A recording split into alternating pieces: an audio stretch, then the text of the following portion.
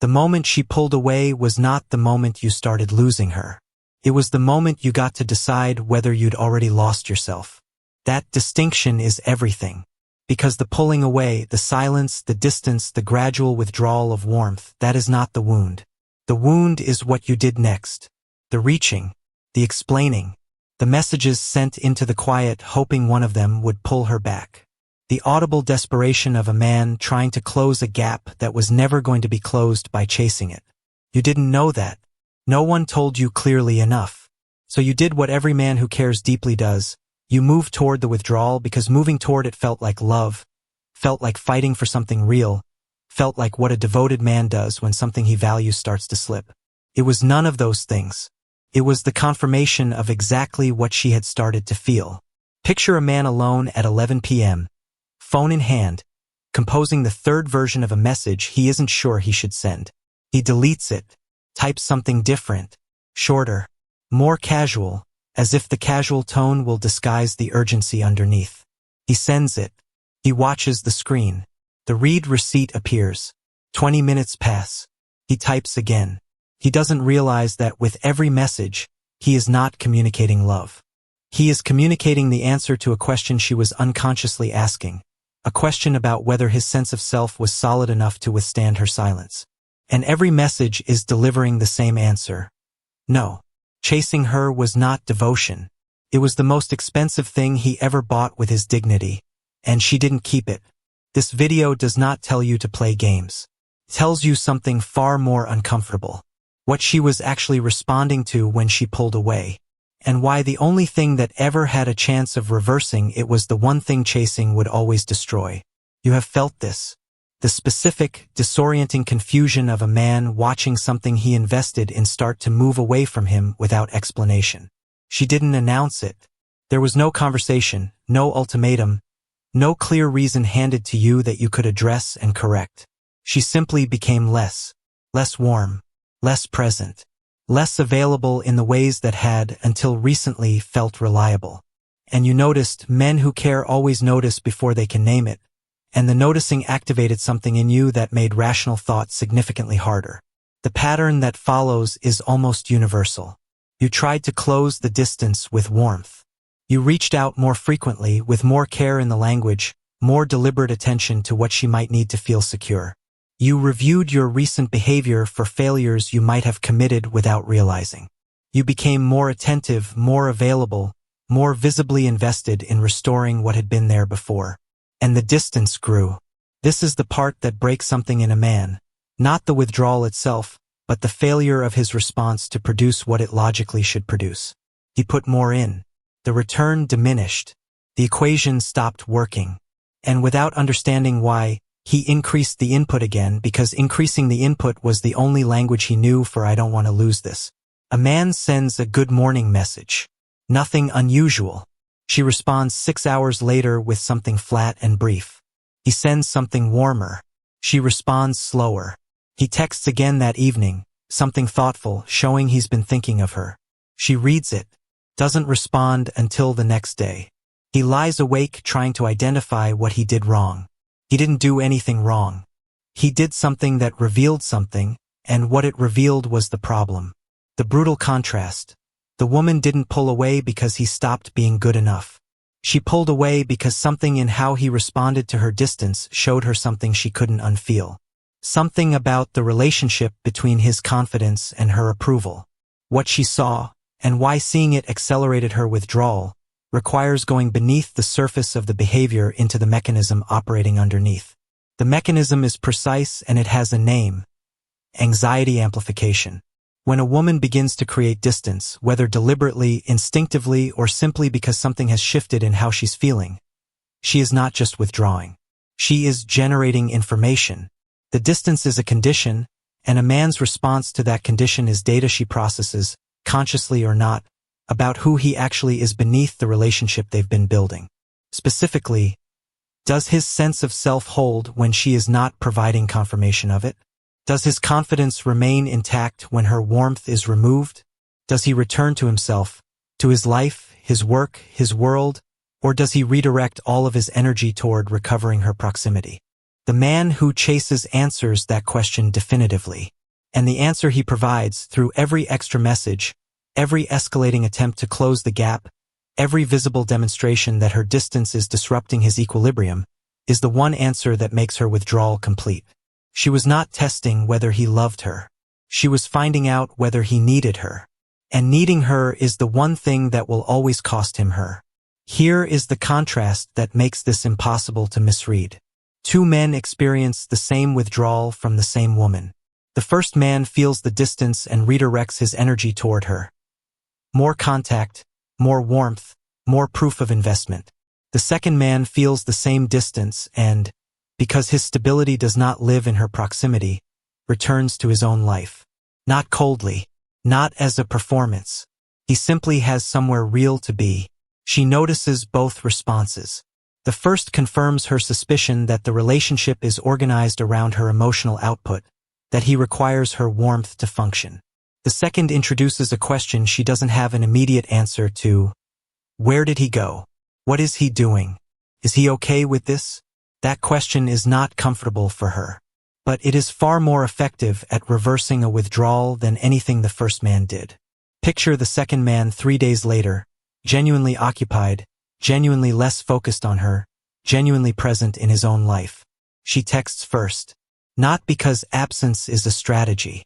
Because the man who returned to himself reminded her of exactly who she was initially drawn to. What this dynamic looks like in the lived reality of real relationships, in the specific moments where chasing destroys what stillness would have saved, is next. It begins with the messages. She's been a little distant for 3 days. He's noticed. He sends something warm on Monday, something genuine, something that shows he was thinking of her. She responds briefly.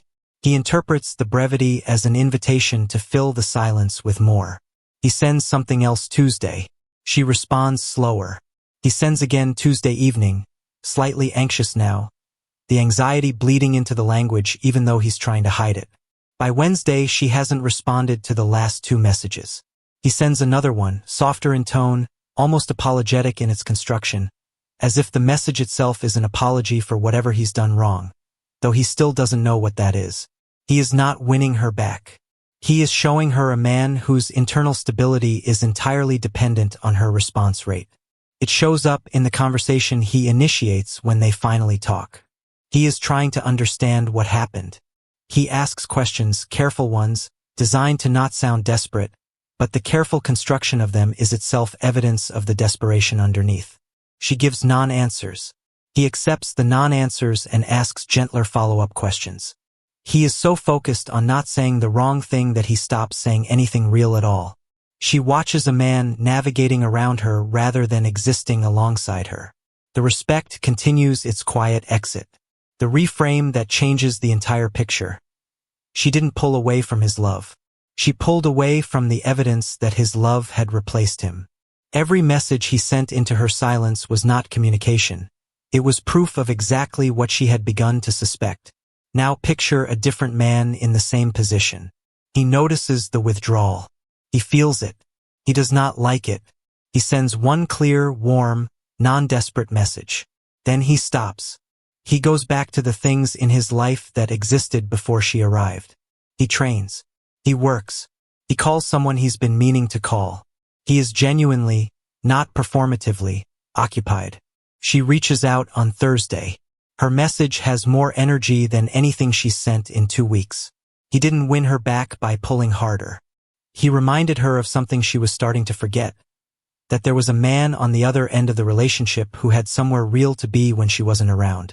What that reminder reveals about the nature of desire, and about what chasing actually communicates, is the part that nobody says out loud. Here is the truth that operates beneath the entire surface of this dynamic, and it cuts in a direction most men are not prepared for. When a man chases a woman who has withdrawn, he is not communicating love in the way he intends. He is communicating fear. Specifically, the fear that without her proximity, without her warmth, without her continued engagement, he is incomplete. That his sense of self cannot sustain itself in her absence.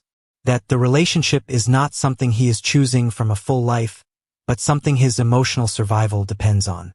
That communication reaches her before a single word does. It's in the frequency of the messages, in the slight desperation of the language, in the way he shapes every interaction around the goal of restoring her warmth rather than simply being himself in her presence. And what she hears, beneath all the love it's wrapped in, is, "He needs me to be okay. I am his emotional support structure, and I did not sign up to be that." Here is the line that will generate debate. A woman who pulls away and watches a man chase is not witnessing love.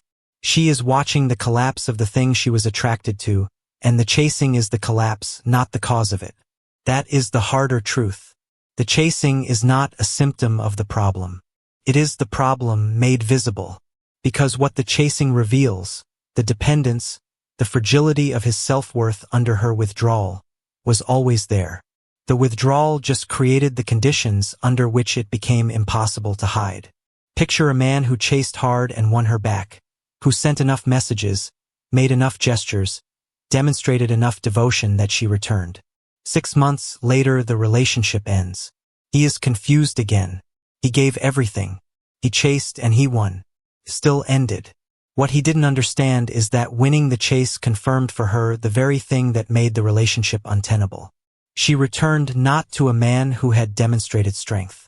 She returned to a man who had demonstrated that chasing worked. And she could never fully unknow that. The man she came back to was the man whose desperation she had just witnessed.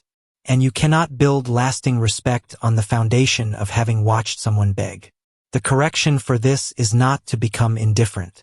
It is not to withhold love or manufacture distance. It is to build an interior so genuinely stable that her withdrawal does not destabilize it, because his worth was never stored in her proximity to begin with. That interior is not built in the moment she pulls away. It is built long before. And what the moment of withdrawal actually offers a man who understands this is not a crisis. It is a test of whether he has done the work. The shift available in the moment she pulls away is not a tactical one. It is an identity-level one. The man who understands what this video is describing does not reach for his phone when she goes quiet. He reaches for his own life, the one that was there before her, the one that should be there regardless of her temperature. He returns to his work, to his discipline, to the people and purposes that existed before she became the primary organizing principle of his emotional day. This is not punishment. It is not coldness performed for effect. It is the only honest response, because a man who genuinely has somewhere to be doesn't stop being there just because she went quiet. His life doesn't pause. His worth doesn't suspend itself pending her return. The man who chases her silence has already answered her question. The man who returns to himself makes her ask a new one. Contrast this clearly. The chasing man's behavior is entirely organized around her. His actions, his energy, his emotional state, all of it is tracking her withdrawal and moving toward it. She is the variable that governs his behavior. The man who returns to himself removes her from that position without making a speech about it. He simply ceases to be governed by her emotional weather. That removal is the most attractive thing he can do in the moment. Not because indifference is attractive, because self-possession is. Because a man whose life continues in her absence is a man who has something worth returning to. If something in this is reaching the specific shape of an experience you've lived, if you can feel the recognition of a moment where you chased and the chasing cost you exactly what you were trying to protect, stay with that. Because what follows is the hardest part to hear. The reason most men refuse to apply this is not ignorance. It is something more uncomfortable than that. The warning is this: the lesson in this video is one of the easiest to understand and one of the hardest to apply, because it requires a man to do the most counterintuitive thing imaginable in the moment of his greatest fear. When she pulls away, every instinct a caring man has says, close the gap, reach, prove, demonstrate, more of what he's already been giving, applied harder. The instinct is not irrational. It is the response to perceived loss that evolution spent hundreds of thousands of years installing. When something valuable moves away, pursue it. The problem is that pursuit, in this specific context, is the signal she cannot afford to receive. Because the signal is not "I love you enough to chase you." The signal is "my sense of self is housed inside your approval, and I will demonstrate that fact loudly in the exact moment you needed to see the opposite. Every time he chased, he taught her that chasing worked. Every time it worked, the relationship became less secure, because she now knew the price of the dynamic, and she knew she was the one holding it. Picture a man who has done this 3 times in the same relationship. Each time she pulled away, he chased. Each time he chased, she returned. But something shifts cumulatively. Each return feels less like a reconnection and more like a maintenance visit. She is less engaged each time. He is more anxious each time. The relationship has become a cycle she controls through withdrawal and he services through pursuit. He is not in a relationship. He is in a pattern. Breaking that pattern requires something most men are not prepared for in the moment: the willingness to let the silence exist without filling it. To return to himself while she is in it. To demonstrate not through words, not through absence as a strategy, but through the genuine reality of a man who has a life, that her proximity is something he values but does not require. That demonstration is the only move that ever had a chance. This is the full picture, and it asks something of the man receiving it. She pulled away, not because you weren't enough, because something in how you responded to early signals, not even necessarily her withdrawal but the accumulation of smaller moments before it, told her something about where your sense of self was stored. And when she confirmed that it was stored in her proximity, her nervous system began the process of moving away from the weight of that. The chase didn't cause the withdrawal. The chase confirmed the condition that made the withdrawal possible. And the only correction, the only response that ever carried the possibility of reversing the dynamic, was not a better message, not a more thoughtful gesture, not more love applied more visibly. It was the genuine, lived demonstration of a man who could exist fully without her participation in his existence. You don't chase what you value. You return to what you are. And then you let what was meant to stay, stay. This is not an instruction to become cold. It is not a permission to stop caring. It is an invitation to build an interior stable enough that her silence does not hollow you out, because your worth was never something she was supposed to be storing on your behalf. If this channel has been giving you a kind of clarity you haven't found in the noise, precision over comfort, truth over approval, subscribe. This work is ongoing, and it only gets sharper from here. If there is someone in your life currently in that 11 p.m. moment, phone in hand, composing messages into silence, trying to understand what he did wrong, share this with him. He needs a mirror more than he needs more advice about what to say. Leave a comment with this: what did you chase that you should have let breathe, and what would stillness have changed? Because that answer, honestly given, is the beginning of every relationship that finally goes differently. The most powerful thing you did for her was never the chasing. It was the day you finally had somewhere better to be.